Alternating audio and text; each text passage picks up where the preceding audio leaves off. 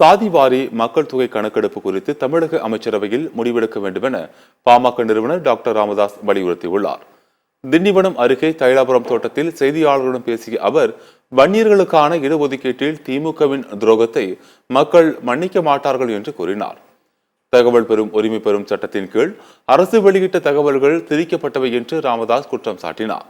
தமிழகத்தில் உள்ள வணிக நிறுவனங்களில் பெயர் பலகை தமிழில் வைக்க வேண்டும் என்ற சட்டத்தை வணிகர்கள் மதிக்க வேண்டும் என்றும் அமைச்சர் சாமிநாதன் எச்சரித்தும் அதை யாரும் பொருட்படுத்தவில்லை என்றும் ராமதாஸ் வேதனை தெரிவித்தார்.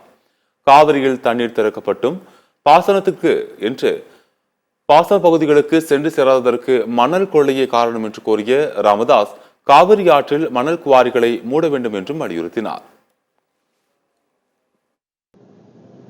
அமைச்சரவையில் முடிவெடுக்க வேண்டும். தமிழ்நாட்டில் அனைத்து சமூகங்களுக்கும் அவர்கள் மக்கள் தொகை அடிப்படையில் இடஒதுக்கீடு வழங்கப்பட வேண்டும் என்பதுதான் பாட்டாளி மக்கள் கட்சியின் நோக்கம். அதற்கு அடிப்படை சாதிவாரி மக்கள் தொகை கணக்கெடுப்பு தான். சாதிவாரி மக்கள் தொகை கணக்கெடுப்பு நடத்தப்பட்டால்தான் சமூகங்களுக்கு உண்மையான சமூக நீதி வழங்க முடியும்.